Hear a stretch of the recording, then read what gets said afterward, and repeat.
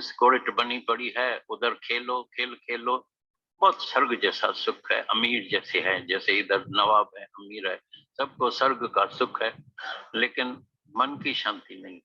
इस स्वर्ग के सुख में भी जब एक कोई अचानक कोई ऐसी हालत आएगी वो सहन नहीं कर सके, और कोई भी ऐसा दुनिया में पैदा हुआ ही नहीं है कि सर्व सत्कर्म करे, उसके साथ कुछ बदकर्म भी हो जाते।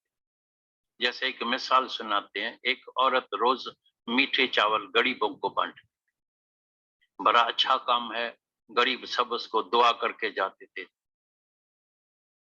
फिर आदत होती है ना फकीरों की, बुरी आदत होती है। एक फकीर एक बार लेके गया, अच्छी बात है, बांटने के लिए बैठी थी। फिर घूम के फिर दूसरी बार आया, उसने पहचान लिया कि अभी लेके गया है, गुस्सा बहुत आया, लेकिन उसको छोड़ दिया, उसका पेट अभी तक नहीं भरा।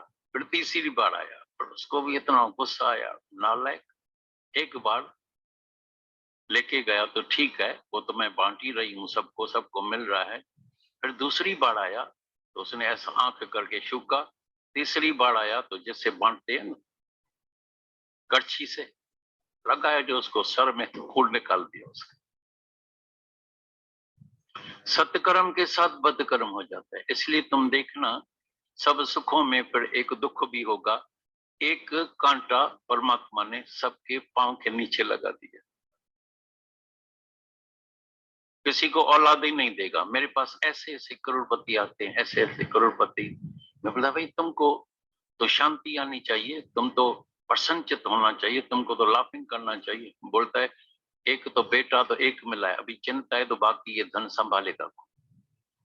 दूसरी बात, भगवान ने मेरे से खास दुश्मनी किया है, वो दे दिया है एबनॉर्मल। अभी मैं उसकी सेवा करके ही मर गया हूँ, सत्संग में नहीं आ सकता हूँ। और इतना वो रिबेलियस है कि अगर उसने कुछ मांगा और नहीं दिया, मुक्का जो लगाएगा तो सीधा फ्रैक्चर। माँ तो उसकी इतनी डरती है, बोलते इतने बंगले मेला तो भगवान ने दिया, सीधे गरीबी देते थे तो अच्छा है। तो अच्छे कर्म का फल तो अच्छा मिल गया, करोड़ों रुपया है, मोटर कार है, ड्राइवर है, हीरा है, सोना है, मोती है, सब कुछ है, लेकिन मन की शांति नहीं। किसी को औलाद ही नहीं देगा, अंदर दुखी दुखी। फिर एडॉप्ट करते हैं, लेकिन अंदर जो मन है उसको ये पता है मेरा बेटा, और कहीं वो उल्टा चला, उल्टा सुल्टा, गुस्से में, क्रोध में। मेरे को पता है तुम मेरा बेटा थोड़ी, मेरा औलाद, मेरा कौन ही नहीं है। वो भी समझ जाएगा ये मेरे को माँ प्यार नहीं करेगी, मैं थोड़ी इसका बेटा। कोई न कोई दुख, कोई औलाद फिर ऐसा ड्रगिस्ट बन जाए, कोई एबनॉर्मल, कोई फिर ऐसी लड़की से शादी करके आएगा, तुम बोलेगा अरे खानदान की इज्जत ही चली गई। इज्जत में बैठे हैं तो इज्जत का बहुत रहता है निशान। इतनी जो टोपी पहन के बैठते हैं, अगर ऊपर की टोपी नीचे गिर गई तो क्या हालत होती है। लोग भी हंसते हैं, ये करते हैं, मन सहन नहीं कर सकते। कभी पर सब कुछ होते हुए तन रोगी हो जाता है। मेरे पास ऐसे ऐसे केसेस आया है। मेरे अंदर बार बार एक बात आती है, बार बार एक बात आती है, तुम मेहरबानी करके नजर को थोड़ा तेज रखो। योर ऑब्जर्वेशन पावर जो है बहुत तेज होना चाहिए। तुमने 1000 बार सुना है तो कैसे एक जबरदस्त प्रोफेसर था, सिर्फ 15 बच्चों को वो जो है ज्ञान देता था, सिखाता था, नॉलेज देता था। 1 बरस के बाद जब एग्जाम लिया तो बोला जैसे मैं करूं वैसा तुम करना, देखें तुम पास होते हैं या फेल होते हैं। तो सबको बोला ये टेबल पर जो है ये दवाई रखी है, और इतनी कड़वी थी, जहर जैसी। बोला भी जैसे मैं करूं वैसे तुम करना। उसने ये नंबर 1 अंगुली दवाई पर लगाई और प्रोफेसर ने अपने जबान पर रखी। सबने रखी, लेकिन सब मुस्कुरा रहे थे। भाई इम्तिहान है तो हमको दिखाना है, हम मुस्कुरा रहे हैं, खुश हैं, हमारे अंदर सहन शक्ति है। इतने जहर पीने के बाद भी हम मुस्कुरा रहे हैं। 15 मिनट के बाद असर कमती हो गया। प्रोफेसर ने सबको बोला बोला तुम सबके सब सहन शक्ति में सबके सब पास है, लेकिन थोड़ी देर के बाद बोला एक सब्जेक्ट में तुम 15 के 15 ही फेल है। प्रोफेसर साहब जहर खाने के बाद भी हमको फेल करता है, ये प्रोफेसर है कौन है? बोला कौन सी गलती की? बोला तुम्हारी नजर बहुत कम, ऑब्जर्वेशन पावर कम, क्योंकि जब मैंने दवाई के ऊपर अंगुली रखी तो नंबर 1, और जब जबान के ऊपर रखी तो नंबर 2। ऐसी तरह से हम बोलते हैं तुम दुनिया में जाके ऑब्जर्व करो, नहीं तो मन अंदर जो है वो दूसरे को देख के बोलता है ये सुखी है, काश मेरे पास भी अगर ऐसा बंगला होए, मेरे को भी एक खूबसूरत लड़की मिल जाए, मेरे को भी एक खूबसूरत मर्द मिल जाए, मेरे को भी एक बेटा हो जाए, मेरे को भी एक लड़की हो जाए, मेरे को भी मोटर कार मिल जाए, मेरे को भी ऐसी ज्वेलरी मिल जाए, मेरे को भी सब सहूलियत मिल जाए। लेकिन इतना तक मिलने के बाद भी मन की शांति नहीं मिलती है, क्योंकि एक बात अंदर में थोड़ा ध्यान करना, सुन के जाके ध्यान करना। वचन सुनो, गीता में भगवान ने बोला है जब तुम ज्ञान सुनो तो ज्ञान के बाद जाके ध्यान करना। ध्यान माना मैंने सुना क्या, लेकिन मेरी रहनी कैसी है, मैं उसमें सच में वचनों में रहता भी हूं या सिर्फ सुनता ही रहता। तुम भी जाके देखना, जो वचन सुनते हैं ऑब्जर्वेशन पावर मेरा भी तेज है सच में। ऐसा तो नहीं मन के अंदर चाहना लगी पड़ी है ये ज्यादा सुखी है मैं कम सुखी हूं। तभी जाके उनसे मिलेगा, तभी तुमको पता लगेगा। हर एक को अपनी अपनी समस्या है, घर घर की कहानी जाके सुनो। सब घर में जाओ, सबको कोई ना कोई शिकायत लगी पड़ी है, शिकवा लगी पड़ी है। बाकी भगवान बाकी ये होता था। कई अरबपतियों को मैंने देखा हमारे पास शुरुआत में, पहले उस वक्त तो अरब तो नहीं होते थे, करोड़े होते थे। उसका मकान बना हुआ था समुद्र के बिल्कुल नजदीक, और ऐसे शेप में बनाया था जैसे शिप में कोई बैठा है। शिप में जाते हैं ना घूमने के लिए, बिल्कुल ऐसा हम जाते थे। ओहो, नेचुरली पहले तो होता है भाई काश हमारे पास भी ऐसा होता। बोला अगर अभी मेरे से पूछे ना तुमको ये बंगला दे, मैं बोलूं नहीं मेरे को तंदुरुस्ती देना भगवान, मेरे को बंगला। उसको स्किन की डिजीज हो, दरअसल अभी पता लगता है तो वो स्किन की डिजीज नहीं थी, वो स्किन की कैंसर होती। इतनी खिचली, अमेरिका तक गए, लाखों रुपया खर्चा किया, हॉस्पिटल में प्राइवेट रूम, एयर कंडीशन लगी पड़ी है, टीवी रखी है, सब सरलता है, सब आने के लिए प्यार पूछने के लिए, बड़े बड़े डॉक्टर सब। लेकिन बीमारी ठीक नहीं हो गए। बोले दादा मेरे पास इतनी ड्रेसेस है, मेरे पास ज्वेलरी है, यहाँ तक कि मैं कॉटन का गाउन भी नहीं पहन सकती हूँ, इतनी तकलीफ होती है। काश मैं गरीब होती लेकिन मेरे को तंदुरुस्ती होती। लेकिन आंखें बहुत धोखा खाती है, समझती है ये सुखी है, वो बोलता है ये सुखी है, बोलता है ये सुखी है, ये सुखी है। नानक दुखिया सब संसारा, सुखी कौन होगा? सोई सुखिया जिसे नाम आधा, हर का नाम जपत हुए सुखिया। अभी ये मन कैच नहीं करेगा तुम्हारा, याद रख। सुन रहे हैं, याद है सब, कहेंगे, सुनाएंगे, लेकिन अंदर जाके जब ध्यान करेगा तो मन फिर किसी न किसी और का आधार लेके, भाई जब तक मेरा मर्द है मैं सुखी हूं, ये तो बेचारी विधवा है। तभी गुरु नानक साहब ने बोला है विधवा कौन होती है? विधवा वो होती है जिसने कल तार को बुला दिया।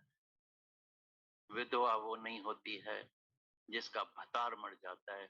ये तो सिर्फ लेने देने के हिसाब किताब चुकतू करने के लिए है, लेना देना करके चल मेरे भाई।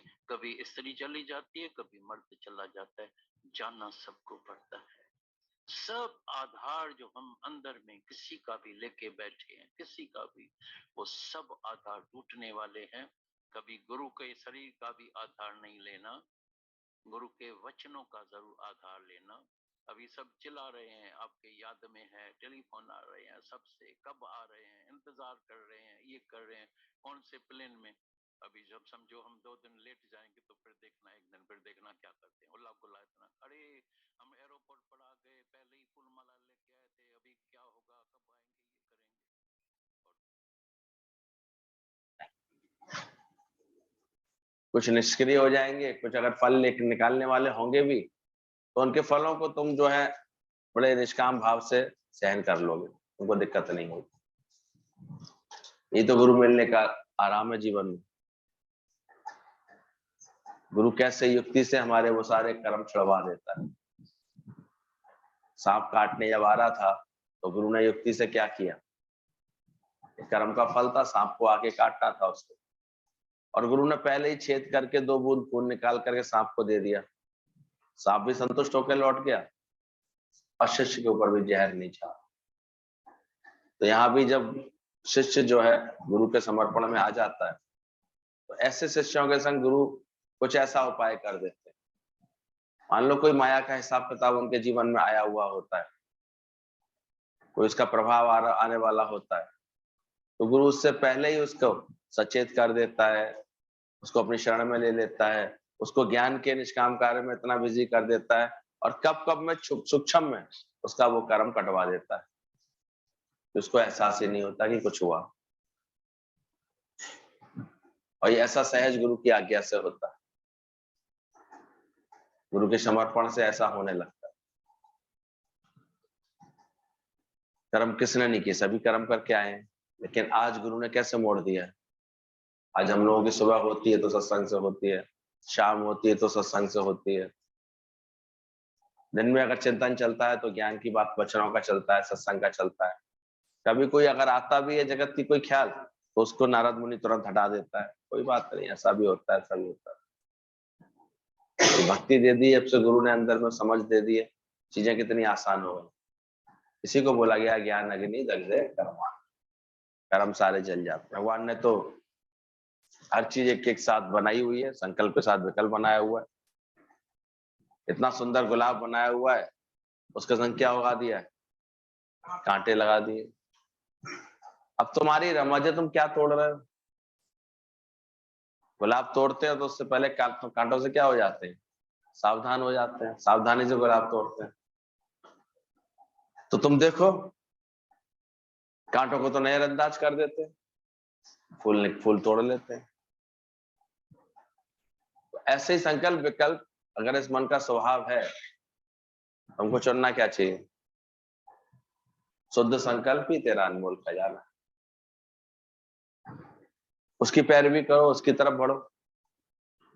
कोई विकल्प है भी तो उसको नजरअंदाज कर दो। कोई बात आ भी रही है ऐसी तो विचार आ रहा ठीक है, कहीं ऐसा रुक गया तो, कहीं ये बात हो गई तो, कहीं ये बात नहीं मिली तो, ऐसे करके विकल्प आते। क्यों नहीं होगा, हम प्रयास कर तो रहे हैं, हम कोशिश कर रहे हैं। जो भी फल प्राप्त होगा उसमें समता में रहेंगे, इतना ज्ञान भी है, तो विकल्प पर उसका कुछ बिगाड़ नहीं पाते। वरना तो ये जब तक अभी पूरा अभ्यास नहीं है तो मनुष्य के अंदर कभी पॉजिटिव कभी नेगेटिव ये बात चलती रहती है। उसी एक परिस्थिति में एक राजकुमार था, वो बड़ा खुश था, बहुत आराम से सीटी बजा बजा के घूम रहा था, पूरे लीद भरे हुए उसमें, ढूंढ रहा था घोड़ा कहाँ है, घोड़ा कहाँ है, घोड़ा कहाँ है। इतनी लीद भरी पड़ी हुई है पूरे महल में तो कहीं ना कहीं घोड़ा भी होगा, उसको ढूंढ रहा था। और इसके विपरीत दूसरे महल में इतने सुख सुविधाओं के बीच में रखा गया था राजकुमार, वहां भी वो मुंह लटकाए बैठा हुआ था, उदास होकर बैठा था। और क्या सोच रहा था, आज तो मिला है, कल कहां से मिलेगा, आज तो ये है, कल कैसे होगा, इसी सोच में परेशान हो रहा था। तो यही बात समझने की है कि हम हैं कौन से वाले, किसको चुनते हैं। सही बात चुन ली उसने तो उसमें भी खुशी बना ली, पॉजिटिव रखा, अपने आप को एक्टिव रखा। तो एक होता है हम देखते हैं कभी कोई हालात परिस्थिति ऐसी विषम आ भी जाती है उसके जीवन में, परिस्थिति कोई आ जाती, उसमें भी बहुत एक्टिव, बहुत युक्ति से पीछे लग करके कार्य को करा ही ले आता है, विचार करता है इतनी दूर आए समय लेकर के, अगर कोई रुकावट आ रही किसी बात में तो इसका तोड़ कैसे होगा, इसको और कैसे इस चीज को ठीक किया जा सकता है। वो उपाय करता है तो हम देखते हैं परमात्मा साथ दे देता है। कभी कोई छोटे अधिकारियों से काम नहीं बन रहा होता है, बड़े अधिकारी तक जाते हैं, वो आपकी बात को समझ लेते हैं, वो कहते हैं नहीं नहीं ऐसे कर लीजिए आप, कोई दिक्कत नहीं। तो पुरुषार्थ भी तो है, पुरुषार्थ तेरा देव है। एक को भेजो किसी काम के लिए, उसने मना कर दिया, तो लौट आएगा, कहते मैं गई थी, उसने मना कर दिया। और एक ऐसे युक्ति से लग जाएगा, ऐसे भाव से जाएगा, ऐसे प्रेम से जाएगा, कुछ ना कुछ उसको अपनी किसी भाव से इसको रिझाएगा। कोई ऑफिसर द्वारा काम कर रहे हैं तो 1 किलो पेठा ले आते हैं, आगरा से गए थे तो थोड़ा रिझ जाता है, थोड़ा खुश हो जाता है, कहता है अरे चलो ठीक है। नहीं तो किसी ना किसी बात पर कोई ना कोई कमी निकाल करके वो तो तुरंत रोक देते हैं उस चीज को। अब आपका कमिटमेंट कितना है उस कार्य को कराने का। पिछले दिनों बड़े ऐसे अनुभव बने हमारे, बिल्कुल कोई सूरत ही नहीं थी, टिकट बन के ही नहीं दे रही थी, और टाइम हम लोगों के पास था नहीं, मौसम ने पहले ही 2 दिन हम लोगों के खराब कर दिए थे, लेकिन भगवान तो साथ था, अंदर की प्रेम तो साथ था, तो युक्ति लगाते रहे इसे।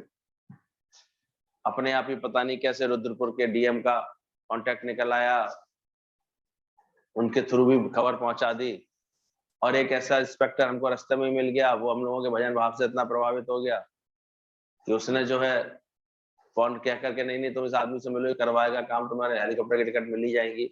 और भीड़ इतनी भयंकर, एक दिन में ज्यादा से ज्यादा करीब 180-90 यात्रियों को उड़ा सकते हैं, केवल 400 यात्रियों को उड़ सकते थे, 380 और 400 के बीच में। तो सूरत ही नहीं बन रही थी किस तरह, पहले पुराने वाले और नए वाले जो आ गए थे भीड़ में, उनको उड़ाना था उसको। लेकिन हम लोगों ने देखा है करिश्मा, बस लगे रहे, अंत तक प्रेम से उसको रिक्वेस्ट करते रहे। उसने भी जब हमारे धीरज की पूरी परीक्षा ले ली, तो अंत में आखिर कहता लाइए कर ही देता हूं मैं आपका, तो कर दिया। बाद में 2 लोग रह गए थे, उन्होंने प्रेम का युक्ति लगा दी, वो तो ऑफिस से छोड़ के अपने घर भी चला गया था शाम को 6 बजे बंद करके। उन्होंने कहा ये 2 अगर नहीं आएंगे तो बेचारों का आना हमारे संग बेकार हो गया, तो कैसे ही कर पाएंगे, पैदल तो संभव ही नहीं है जाना आना। वो सीधे धीरे धीरे ऑफिसर का पीछा करते करते घर पहुंच गए उसके। हमने उनके हाथ में मैंने दाल मत पेठा ये रफाल और रख लिया साथ में। वो तो बहुत स्ट्रिक्ट था, कुछ नहीं ले रहा था, लेकिन उसकी माता जी थोड़ी सी सरल स्वभाव की थी। माता जी को बातों ही बातों में, जब तक वो ऑफिस में फ्रेश होके बैठे अपने कमरे में, तो माता जी को पटा लिया इन्होंने, कहाँ से आए हैं, ऐसे ऐसे आए हैं, ये बात है। और धीरे से हमने देखा उसने, उन्होंने आखिर माँ ने कहा करता क्यों नहीं है, इतने परेशान है ये लोग। कहता अम्मा तू पट गई इनसे। खुद ही रात को 8 बजे गया 2 लोगों के लिए कहने के लिए कि इन 2 का नाम और ऐड कर लो, हल्के भारी करके किसी तरह ने एडजस्ट कर देना सबको। तो कर भी सकते हैं, हालांकि हर जगह जितनी भी व्यवस्थाएं होती हैं, अचानक के भी 8-10 लोगों को एंट्री करने का वो लोग इतना वो रखते हैं, बैकअप लेके चलते हैं। कभी कभी सरकारी कोई आ जाता है, कोई मोस्ट वीआईपी कोई केस आ जाते हैं, तो उनको एडजस्ट करते हैं। तो कहने का आशय है कि कर्म में अगर आप लगे रहते हैं, तत्पर रहते हैं, कुशलता से करते हैं, तो देखो वो कर्म आपको फिर आगे बढ़ाता है, कर्म हो जाता है। एक आस छोड़ के बैठ जाते हैं, जल्दी से उपाय छोड़ के बैठ जाते हैं, तो दिक्कत हो जाती है। तो संकल्प विकल्प आते हैं, दुख क्यों आते हैं? क्योंकि हम कदम कदम पर भगवान को फील नहीं करते, तभी हम दुखी होते हैं। ये सब छोटे छोटे प्रश्नों के उत्तरों को भी अंदर में क्लियर समझना चाहिए। भाई दुख क्यों आया? जब मैं भूली आपको तो बाहर से संसार, तो फिर दुख लगेगा। क्यों भूले हुए? इसका शुक्राना क्यों भूले हुए? जहां तहां तुम उसका शुक्राना करो, शुक्रगुजारी करो। तो दुख क्यों आते हैं? क्योंकि हम कदम कदम पर भगवान को फील नहीं करते। फीलिंग होनी चाहिए अंदर से कि है ही भगवान, करा कौन रहा है। हम तो खोटा खरा देख करके लौटाएंगे किसी को, कभी ये देखते हैं कि है ही भगवान। भगवान इस रूप में बैठा हुआ है, तो भगवान ने इसको कितनी जिम्मेदारी की पोस्ट दी हुई है, भगवान ने कैसे इसको जो है, कैसे इसके जीवन से कार्य करा रहा है। कोई सत्संगी अपने आप को बड़ा अच्छा समझ बैठते हैं, बाकी जो कार्य कर रहे हैं वो भगवान के नहीं है बंदे। हम तो एक स्वीपर को भी देखते हैं, अगर झाड़ू लगाते हुए तो लगता है वाह भगवान इस रूप में आकर कैसे हमारी गली साफ कर देता है, कैसे नालियां साफ कर देता है। रिक्शा वाला आ जाता है तो भी लगता है देखो भगवान इस रूप में आकर के रिक्शा लेके खींच के आ गया, कहीं चलना तो नहीं बाबूजी, बैठाल के ले गया। सुविधा बना दी है लोगों ने, इतनी अच्छी टेरी का इन्वेंशन हो गया, हम देखते हैं खींचने की ताकत से बचा लिया। अब आसानी से उनमें एक मशीन लगी होती है, बैटरी लगी होती है, वो 6-6 लोगों को पार कर देते हैं बड़े आराम से। तो सुविधा बन गई है, उनकी कमाई भी बढ़ गई है, मेहनत भी बच गई है। तो आदमी पुरुषार्थ कर रहा है तो जीवन अच्छा ही तो बना रहा है। तो दुख कब है? जब हम उसको भूल रहे हैं। कदम कदम पर जो भगवान को फील नहीं करते तभी हम दुखी होते हैं। मौन क्यों नहीं आती है? किसने ये भी प्रश्न पूछा कि मौन क्यों नहीं आती है? क्योंकि अंदर में अभी भ्रम संशय भरे पड़े हैं। भ्रम संशय निकलेंगे तो मौन सहज में आ जाएगी। इसलिए अगर कुछ पूछने का मन करता है सत्संग में तो जरूर पूछना चाहिए। उस दिन में हमने बात की कि प्रश्न उत्तरों से ही तुम्हारा ज्ञान आगे मजबूत हो सकता है। केवल आकर के शांति से बैठ के केवल सुन लूं तो काम इतना नहीं बनता है। कोई भाव है, कोई प्रश्न है, कोई कहीं पर रुकावट लग रही है, कोई वचन को अपनाने में दिक्कत आ रही है, पूछना जरूर चाहिए। तो मौन क्यों नहीं आती है? क्योंकि अंदर में अभी संशय भ्रम पड़े हुए हैं। संशय भ्रम निकलेंगे तो मौन सहज में आ जाएगी। चेक करो, अभी पूरी तरह से कोई ना कोई संशय अभी बाकी होगा। पूरी तरह से अपने को आत्मा नहीं जाना होगा। कह रहे हैं मैं आत्मा हूं, पर ऐसे कैसे मान लूं मैं आत्मा हूं? क्या आ गया? संशय आ गया। एक गुरु के वचन पर बिल्कुल एकदम यस करता है पूरी श्रद्धा से, एक के अंदर संशय भ्रम, ऐसा है कि नहीं है, ऐसा कैसे मान लूं? तो गुरु कहता है अपना अनुभव बनाओ, जानो इसको अच्छी तरह। संशय भी भरे पड़े और भ्रम भी पड़े लगे पड़े, अंदर बहुत सारी बातें भ्रामक यानी अभी पूरी तरह उनमें समाधान नहीं हुआ है, निश्चिंतता नहीं आई है बातों को पूछ करके, समझी नहीं है क्लियर तरीके से, इसलिए प्रश्न उत्तर आते रहते। तो बोले पूछ लेना, उलझ करके नहीं बैठना, पूछना ना मूझना। ये होता मुझे आना, उलझे उलझे रहना, वो खराब स्थिति है। इससे अच्छी स्थिति है पूछ लेना, पूछ करके बार बार उसको साफ करो, समझने की कोशिश करो उसमें क्या मतलब है, गुरु कैसे कहना चाहता है। ये कैसा ज्ञान है कि जो हमें कर्म करते हुए भी नेहकर्मी बना सकता है? ये कैसा ज्ञान है? कौन से निष्काम भाव से हमें कर्म करना है? कैसे कर्ता भाव को छोड़ना है? कैसे अहंकार को छोड़ना है? कैसे फल की इच्छा का त्याग करना है? आसानी से थोड़ी होती है फल की इच्छा का त्याग, फिर आती है फल की इच्छा। पर आनंद में रहना है तो उसका पूरी तरह त्याग करो, पहचानो। कल ही बोला एक बार अगर क्रोध आ रहा है तुम्हें तो क्रोध का पूरा पोस्टमार्टम करो, इसको देखो कि किस कारण से आया, कौन सी इच्छा थी, इस इच्छा में पड़ा ऐसा जो क्रोध आया। विचार करो, किसी को 4 बार किसी बात पर तुम ऐसे टॉर्चर कर दोगे, कुछ बोल दोगे, मन को खराब कर दोगे, तो 5वीं बार कोई बात बोलोगे तो ठीक है हमसे कहते ही क्यों, हमें करना ही नहीं आता, तो वो बोल देगा ऐसे। इसलिए कर ले, सबसे प्यार जगत में कोई नहीं पराया। व्यवहार कर कैसे रहे हम जगत में, ये भी चेक करते रहना चाहिए। तो संशय भ्रम पड़े हुए हैं, तो संशय भ्रम निकालोगे तो मौन सहज में आ जाएगी। जैसे जैसे अंदर के सारे कंसेप्ट ठीक होने लगते हैं, बात समझ में आ जाती है कि यहाँ एक ही काम है गुरु के दर पर बैठ करके सच का अभ्यास करना कि मैं ये देह नहीं हूं, मैं तो आत्म स्वरूप हूं, मैं तो आनंद स्वरूप हूं। अपने को आत्मा भी जाना और हाय घोड़ा कर रहे हो, तो ये आत्मा जान लिया। हाय दर्द हाय मरा। अगर अपने को आत्मा में बोला, इधर ये भी लग रहे हैं, ये नुकसान हो गया, ये फायदा हो गया, आज ऐसे खराब हो गया, ऐसे बिगड़ गया, तो उसका मतलब आत्मा केवल तुमने बोला है, जाना नहीं है। दादाजी एक प्रश्न पूछ रहे थे हम लोगों से, माना है या जाना है? आत्मा को अभी तक तुमने मान लिया है केवल गुरु के मुख से, या जान भी लिया है कि तू आत्मा है? इसलिए विचार चलना चाहिए अंदर से कि मैं अभी कौन से स्टेज पर हूं। माना ही माना है केवल मैंने, या इसका जान भी लिया? जान लिया तो फिर बात ही खत्म। तो तू ही नहीं तो फिर तेरे दुख सुख क्या, तू ही नहीं तेरा सब कुछ क्या। अगर जान लिया होगा ठीक से आत्मा अपने आप को, तो सारी बातें अपने आप समाप्त हो जाएंगी। तो गुरु पहले तो मानने की स्थिति आती है बैठते बैठते सत्संग में, फिर गुरु जन्माता है। यही जान नहीं जिन्हें देह जनाई, वो जन्मा देता है कि है कौन।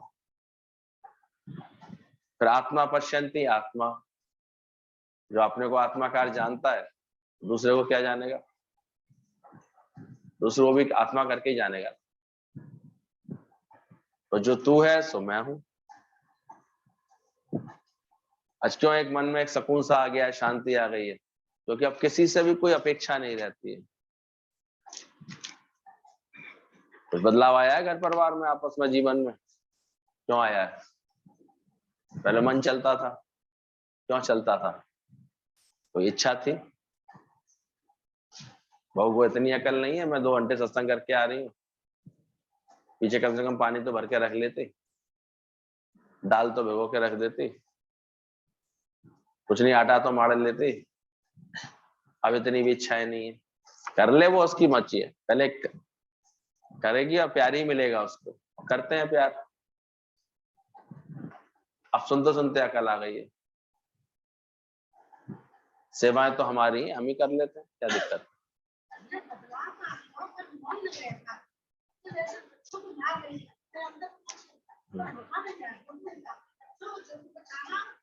बकबकी बहुत है ना अभी तो अंदर से।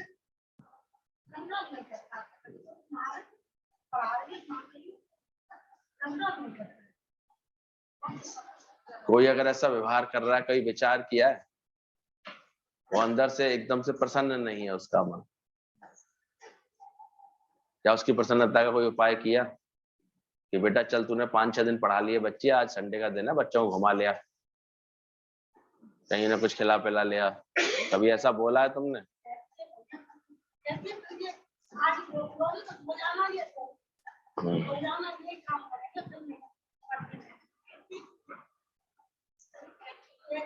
अभी और ऊंचे उठो, इन सब चीजों से अपने मन को ऊंचा उठाओ।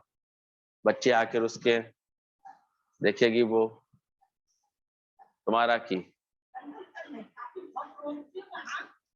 अभी समझा नहीं ना, ज्ञान बोला, आत्मा सुन तो लिया, आत्मा जानी का है। आत्मा जान लोगे तो तेरा की करना आ जाएगा। तेरा की। एक बार दादाजी एक बच्चे को लेकर के अपने पार्क में टहल रहे थे, बच्चा रोए जा रहा था। दादाजी बड़े मजे से कह रहे, मगन चुप हो जा, मगन चुप हो जा, मगनमल चुप हो जा, मगनमल चुप हो जा। अब उनके साथ में और साथी भी टहल रहे थे, बोले तुमने इस बच्चे का नाम मंगनमल रखा है, इतना पुराना नाम, इसका नाम मंगनमल रखा है? बोले नहीं, इसका नाम नहीं है मंगनमल, इसका नाम तो टिंकू है। बोले मंगनमल को क्यों कह रहे हो चुप हो जा? बोले मैं अपने को कह रहा हूँ, क्योंकि अभी इसको रोता देख करके मेरा भी मन परेशान हो रहा है, तो मैं किसको चुप करा रहा हूँ? मगनमल चुप हो जा, तो चुप हो जा, तू शांत हो जा। ये भी एक ज्ञानवान को अकल होती है। अज्ञानी तो 2 मिनट में टपक पड़ता है एक के बीच में, फिर ख्वारी करके आता है अंदर से, माँ बात खराब करके आता है, फालतू बोल देगा, फालतू कह देगा। ज्ञानी को रमज होती है, आर्ट होती है कि अगर कोई मान लो कुछ ऐसा कर भी रहा है तो वो जानता है कहीं ना कहीं उसके चित्त में भी विक्षेपता है, परेशानी है, कोई उलझन है, उसको दूर करने की कोशिश करता है। वो अपने प्रेम से बातों को अच्छा बनाने की कोशिश करता है।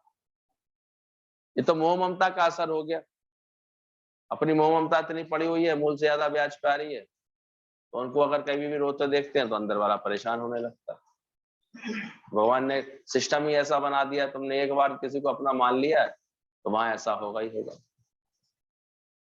और इसी वजह से तो व्यक्ति को उठा करके नरक में ले गए। तुम व्यक्ति बड़ा होशियार था, गुरु के पास गया, गुरु जी सुना है आप मुक्ति दोगे? बोले मुक्ति दे दूंगा भाई। अब ऐसा उपाय कर देना मैं स्वर्ग में रहूं बस हमेशा, नरक नहीं जाना पड़े। बोले ठीक है, नहीं जाना, पहले स्वर्ग में बैठना तो सीख, सत्संग में बैठना तो सीख, सत्संग ही स्वर्ग ऐसा होता है। तो बैठने लगा वो थोड़े समय, अब बैठ तो गया, उसका काल आने वाला था। कुछ समय बाद काल आया, बोले गुरु जी अब मैं तो मरने आ रहा हूँ, आपने मेरी व्यवस्था कर दी ना, मुझे कोई ऐसे ना ले जाए, नरक में नहीं जाना पड़े, नरक में नहीं जाना पड़े, ध्यान रखना गुरु जी, मैंने आपसे ज्ञान लिया है, आपकी शरण में आया हूँ, मैं नरक में नहीं जाना चाहता। अब गुरु को भी लगा कि भाई इसे कुछ समझा दूं। बोले देख, दो बातें होंगी, तो उससे पूछा जाएगा कि नरक दें कि स्वर्ग दें पहले, तो पहले स्वर्ग मांग लेना और फिर स्वर्ग में जाकर के शांति से बैठ जाना। बोले फिर कुछ भी हो जाए, चाहे कैसी भी बात हो जाए, तो कितना भी तो ये पुकारे तो उठ के चला मत जाइए, क्योंकि जो नरक के दूत है वो स्वर्ग में नहीं आ सकते, वो स्वर्ग में से तेरे को लेके नहीं जा सकते, बस तू जाइए मत उठ के। उस समय तो उसने बात समझ ली गुरु जी की। मौत हुई तो पहुंचा, उसे याद रहा, उसने स्वर्ग मांग लिया पहले, अब स्वर्ग में जाकर के बैठ गया। स्वर्ग में तो यही वातावरण लगा पड़ा था, सत्संग चल रहा था, देवता लोग कुछ अच्छी बात बता रहे थे, ज्ञानी ध्यानी बैठे हुए थे, अच्छी अच्छी ज्ञान की बातें चल रही थी। लेकिन इतने में जब उसका टाइम हो गया पूरा, स्वर्ग का समय उसका थोड़े समय का था, अब नरक वाले यमदूत बाहर खड़े थे, बोले आ जाए जल्दी से बाहर ले चले, अब बाहर ही नहीं निकल रहा। उसे गुरु की रमज मिली थी, निकलना मत बाहर आओ बस।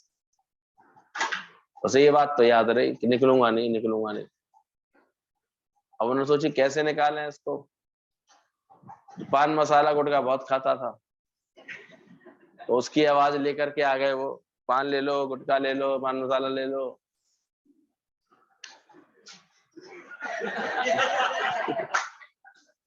तो ठीक है, जाने लगा, दरवाजे तक पहुंचा, फिर लौटा, अरे गुरु जी ने क्या कहा है, मुझे नहीं खाना, मुझे कोई मतलब नहीं है, बैठ गया।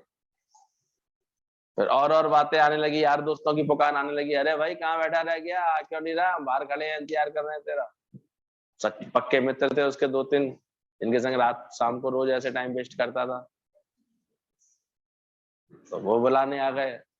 वो समझ गया, बोले अब यहाँ भी नहीं जाना, वहां भी नहीं गया। और तरह तरह की बात आई, घर परिवार के लोग आए, तब भी वो अपने को रोके रखा। बहुत प्यारी बहन थी एक, अरे भैया कहाँ हो तुम, मैं तुमसे मिलने आई हूँ। बोले अब कोई बहन बहन नहीं है, मैं स्वर्ग में बैठा रहने दो मुझे।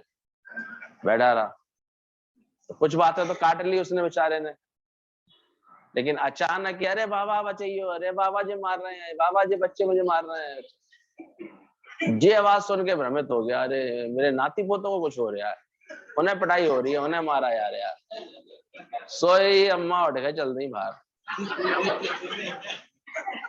वहीं यमदूतों ने पकड़ के उन्हें कहाँ खसीट के डाल दिया। उसके बाद की बात मत बता बैठना क्या हुआ उसके बाद, कहाँ में डाल दिया फिर। तो यही होता है, जब गुरु की बात को हम छोड़ देते हैं, बहुत अधिक अपने मन को इन्हीं बातों में अटका लेते हैं, तो पता नहीं कब किस चीज की आसक्ति, कितनी आसक्ति है तुम ज्ञान से काट लेते हो, पर कौन सी एक आसक्ति ऐसी होती है जो कमजोर पड़ जाती है तुम्हारे, जहां पर तुम कमजोर पड़ जाओगी तो फिर तुम्हें घसीट के कहाँ बैठा देंगे, नरक में बैठा देंगे। तो ध्यान रखना कि संशय भ्रम निकलेंगे ही, निकलने से ही मौन आ जाती है। ये बात समझ लोगे, कोई दुश्मन तो है नहीं वो माँ अगर उसको मार रही है, वो चाहती है उसका जीवन बने। किसी किसी माता पिता को ऐसे पढ़ाई को लेकर के बहुत ज्यादा अंदर से लगता है चाहते हैं कि हमारा बच्चा, हमारे पास कोई ऐसा पुश्तैनी बिजनेस है नहीं, अच्छी पढ़ाई कर लेगा तो ये आगे अच्छा हो जाएगा। तो शुरू में बच्चों की चंचलता देख करके उनको सुधारती हैं, मारते हैं। समझना चाहिए ना बात, तुम क्यों बोलो बेकार मारते हो? तुम्हारे पास आए तो उसको प्यार करो, उसको भेद करना नहीं सिखाओ, उसको अच्छी बात सिखाओ।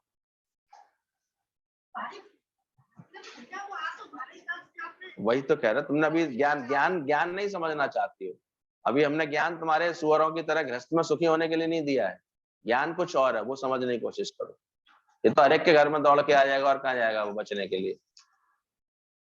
और तुमने कभी उसको कोई संस्कार देने की कोशिश की, कोई अच्छा, कि पढ़ने का समय पढ़ बैठ करके? उल्टा दोष और लगा देते हैं अपने घर वालों पर, अपना ही जीवन नरक बना लेते हैं बाद में। यहाँ की बात की गहराई समझो। क्यों, कौन सा गुरु मौन सिखाना चाह रहा है, तो मौन क्यों नहीं रह पा रहे? तुम क्यों नहीं समझ रहे हो कि जिस घट से जो भी सेवा और लीला हो रही है बिल्कुल सही हो रही है? अंदर तो ये भरा पड़ा है ना कि वो गलत करता है, गलत करती है, गलत करती है, ऐसे नहीं करना चाहिए। इन्हीं बातों में घरों में झगड़े हो जाते हैं। और यही बात है फिर 4 लोगों के बीच में करती फिरोगी उसकी, तो हमेशा के लिए दूरी बना लेगी। कौन सी अकल कर ली तुमने, फायदा क्या कर लिया? तुम्हें अपना मौन आना चाहिए। प्रश्न तो ये था, तुम मुझे मौन क्यों नहीं आती, पर इस एंगल से सुन ही नहीं रही हो। अभी तक तुम्हें इच्छा ये लगी पड़ी दूसरे सुधरे, वो कब बदलेगी? हम अब तो मनमानी चलना चाहते हैं अपना, लेकिन दूसरा कब बदलेगा? जबकि हकीकत में ये होना चाहिए कि मैं मौन, मुझे मौन कब आएगी, मैं अपनी शांति में कब आऊंगा? क्या मेरे मरने के बाद भी सृष्टि चलेगी कि नहीं चलेगी?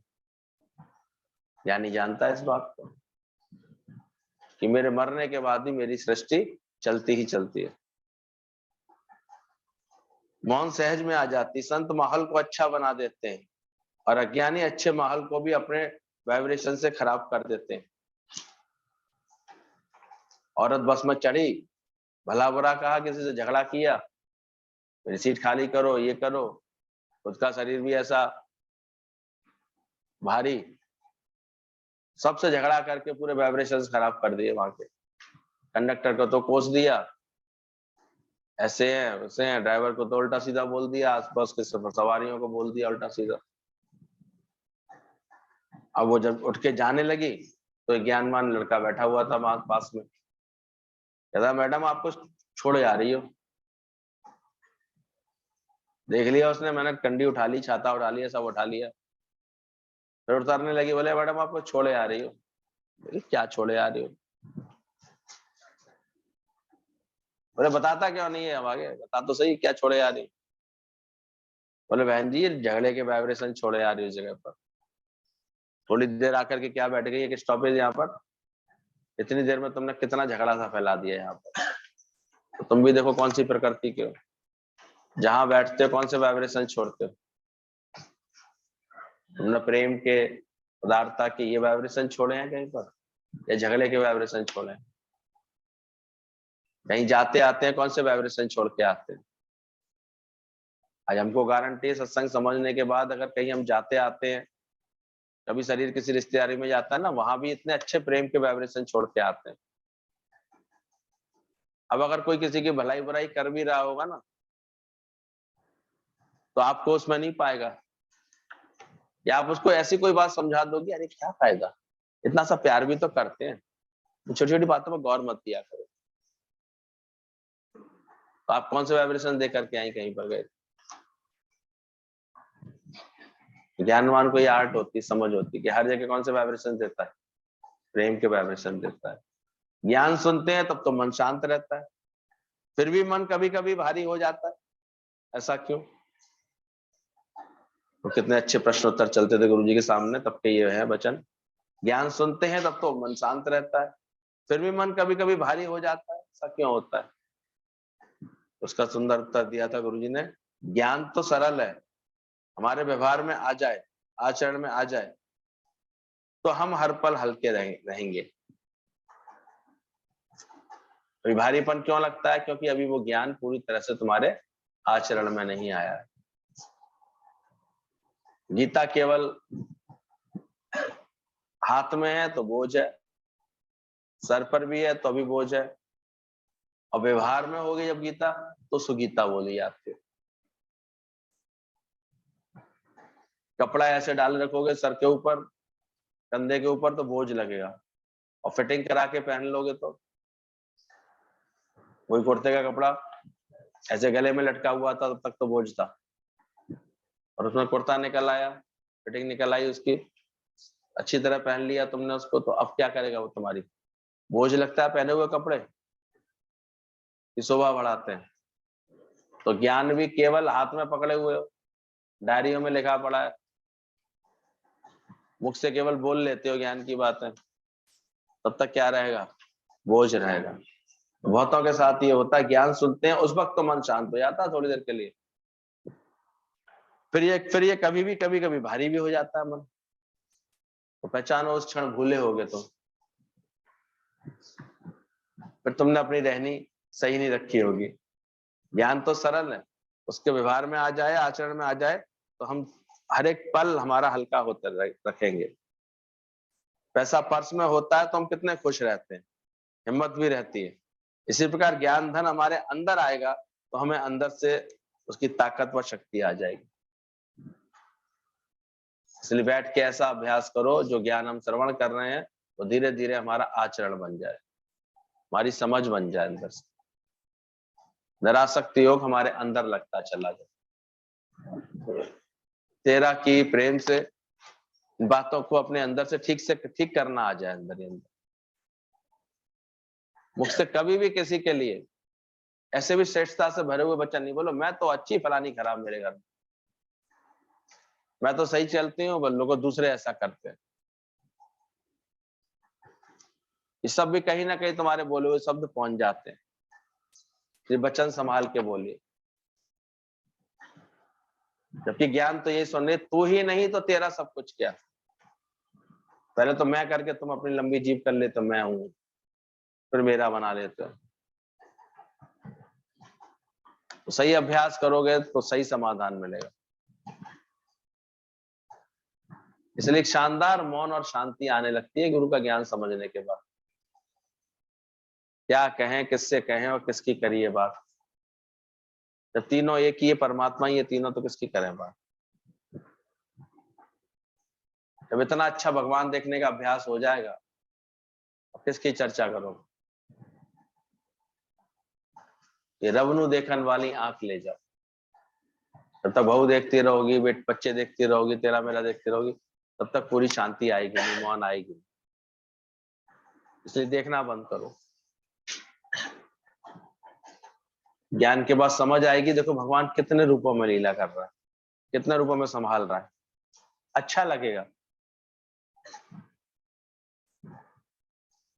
अगर कोई कुछ टोक करके, बोल करके, डांट डपट करके किसी के स्वभाव संस्कार को ठीक कर रहा है तो भी अच्छा लगेगा, बुरा नहीं लगेगा, फिर खराबी नहीं दिखाई देगी उसमें भी। तो प्रेम को अपना सही रूप दो अंदर से। निंदा ऐसा तो कुछ किसी के प्रति निकले ही नहीं, भाव खराबी का भाव तो निकले ही नहीं। कोई बुरा नहीं है, भले मन के वास्ते। तो ध्यान रखना, पैसा पर्स में होता है तो कितने खुश रहते हैं। इसी प्रकार ज्ञान धन हमारे अंदर है तो तुम्हारे अंदर कितनी ताकत आएंगी। जो तुझसे द्वेष करे उसकी 4 अच्छाइयां बता दो, वह सुधर जाएगा। उसकी कमियां नहीं बताओ। क्या समझ में लिए? जो तुमसे द्वेष करे, हमें पता लगे कि फलानी जगह जाकर के मेरी 4 बुराई करता है, वो मुझसे कि तुमसे इतना द्वेष करता है, तुम्हारे लिए इतनी बात बुलाता है, तुम्हारा धर्म क्या बनना चाहिए? तुम जाओ तो जाकर के उसकी 4 अच्छाइयां बता करके आओ। ऐसा करके देखो, पीछे देखो वाइब्रेशंस का फर्क ही होगा, और आगे से तुम्हारे लिए कुछ भी कहना छोड़ देगा। जो तुमको कांटे वो है, बाय वो है तुझको। और कोई अच्छा ज्ञान समझने वाला ही ऐसा कर पाता है, अरे कोई नहीं कर पाता।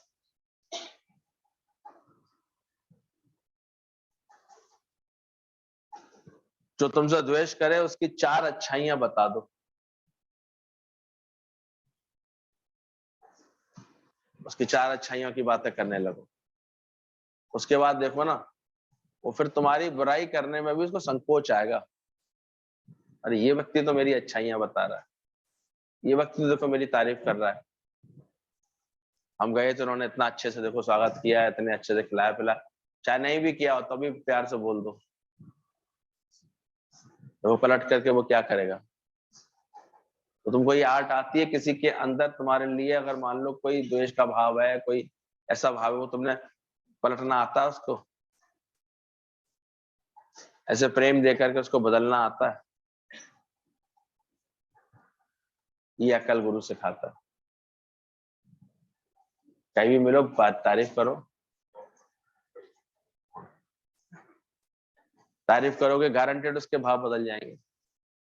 प्रशंसा करोगे अगर उसकी तो भाव उसके बदल जाएंगे। जो तुमसे द्वेष करे उसकी 4 अच्छाइयां बता दो। तमोगुण वाला व्यक्ति पत्थर में भगवान देखता है, रजोगुण वाला व्यक्ति मतलब पर भगवान देखता है, और सतोगुणी वाला व्यक्ति में भगवान के दर्शन, वो तो सब में भगवान के दर्शन करता है। तुम कौन सी प्रकृति के हो? तमोगुणी क्या करता है? केवल एक पत्थर में भगवान देख के लौट आया। सोमनाथ जी गए, वो वहां मंदिर में भगवान जी देख के लौट आए। तो कौन सी प्रकृति वाले गए वो? जिनने केवल इतना ही भगवान देखा, वो कौन सी प्रकृति रही? तमोगुणी प्रकृति। रजोगुणी प्रकृति वाला क्या होगा? कोई काम निकल रहा है किसी से, अरे भगवान मतलब पे भगवान। लेकिन सत्वगुणी प्रकृति जिसकी होगी वो क्या करेगा? वो सब में भगवान देखने वाला बन जाएगा, सब में भगवान का दर्शन करने वाला। तो अभी अपनी प्रकृति को इतना सतोगुणी बनाओ, जितवल देखो उतवल प्यारा, ना कोई वैरी मीतम। निंदा पचर बातें डिस्कशन ये सब अपने आप छूटती चली जाती है, बातें सब अपने आप छूटती चली जाती है। सत्संग का सार क्या है? क्या है सत्संग का सार? कितने से सत्संग सुन रहे हो? इसका सेंट्रल आइडिया क्या है, सार क्या है?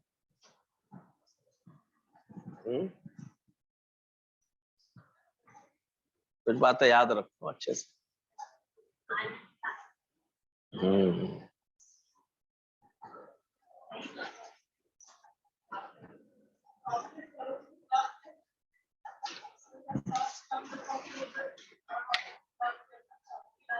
ये तो मोक्ष है।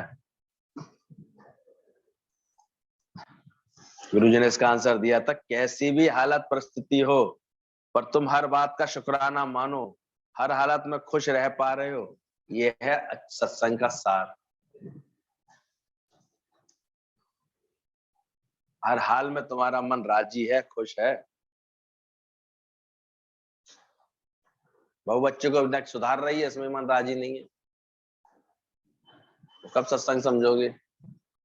सत्संग का सार क्या है? हर हालत में हर बात का शुक्राना करना आना चाहिए अंदर से। शुक्र। किसने जाके बोला, अरे तुम्हारी बहू अभी 12 बजे तक सो के नहीं उठी, 10 बज रहे हैं सो के नहीं उठी? उसके अंदर इतना अच्छा ज्ञान था। कहती हैं, अरे सूर्यवंशी खानदान की हैं, मेरे 3-3 शेरों को संभालने वाली हैं। 12 बजे सूरज पूरा आ जाएगा तब उठ जाएंगे, इसमें क्या बात? उसकी बुराई नहीं की, क्या किया? उसकी भी प्रशंसा की। और अज्ञानी होता है इन्हीं बातों से परेशान होने लगता है। या परेशान लोग बैठे हैं या सबसे खुश बैठे हैं? किसी से परेशानी तो नहीं है कोई? कैसी भी हालत हो परिस्थिति हो, तुम हर बात का शुक्राना मान रहे हो, हर हालत में खुश हो।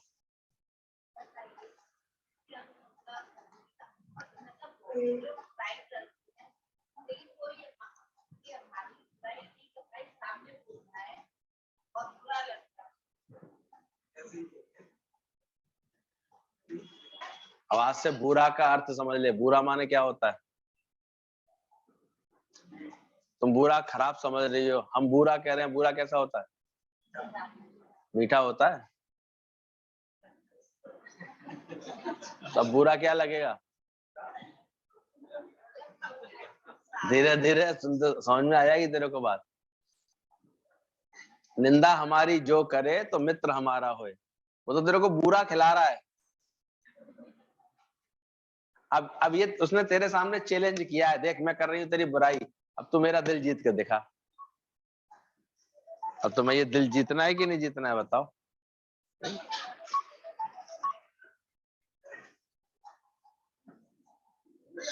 अब तुम प्रेम करके उसको जीत पाओगी? ये कला तुम्हें सत्संग सिखा रहा है। सत्संग में आया है तुम्हें 2-4 दिन हुए हैं तो सीख लोगे धीरे धीरे। अच्छे अच्छे यही सीखे हैं। कोई सीखा हो तो बिटिया को बता दो कैसे सीखा है। पहले कोई बुरा करता था कैसा लगता था? अब तो इतना बुरा खा लिया है, अब क्यों नहीं लगता बुरा?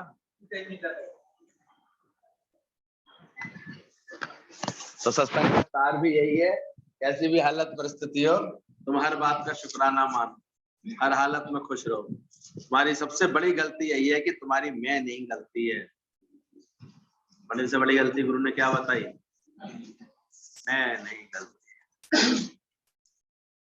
परीक्षा में हम सब तभी पास होंगे जब हम गुरु को अपने पास रखेंगे। खुद का अहंकार दूसरों पर दोष देता रहता है।